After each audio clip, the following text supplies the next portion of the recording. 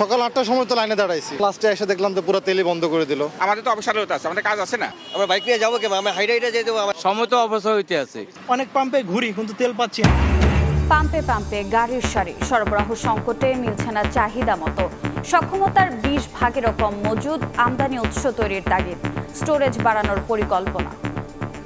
আমাদের storage capacity বাড়াইতে হবে, আমাদের ডিস্ট্রিবিউশন চ্যানেলগুলোকে আরও স্ট্রেংথেন করতে হবে। এখন আমাদের ক্যাপাসিটি আছে 55 ডেজ, আর আমরা এটা 90 ডেজে নিয়ে যাওয়ার ইচ্ছা। জ্বালানি সংকট নিয়ে প্রধানমন্ত্রীর নেতৃত্বে জরুরি বৈঠক। আপাতত সংকট না থাকার দাবি তথ্যমন্ত্রীর, বিভ্রান্তি না ছড়ানোর আহ্বান। এই সময়কার পরিস্থিতিকে একটা সুষ্ঠু ব্যবস্থাপনার মধ্যে এনেছেন, ফলে আমাদের এই মুহূর্তে কোনো সংকট নাই। জ্বালানি দাম যেহেতু বাড়ছে না, এই স্টোর করে রাখার প্রবণতা আসলে তাদের জন্য খুব বেশি বেনিফিশিয়াল হবে না।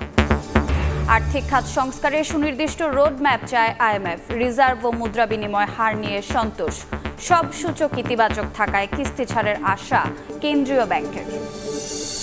জেট ফুয়েলের বাড়তি দামে ভাড়া বাড়বে আকাশপথে, যাত্রী সংকটে ক্ষতিগ্রস্ত হবে দেশীয় এয়ারলাইন্স, দাবি অপারেটরদের। দ্রুত যৌক্তিক মূল্য নির্ধারণের দাবি।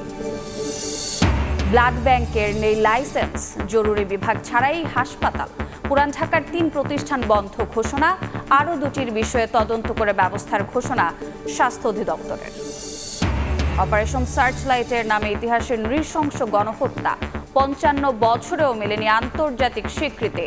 রাজনৈতিক বিভাজন কাটিয়ে জোরালো কূটনৈতিক তৎপরতার তাগিদ।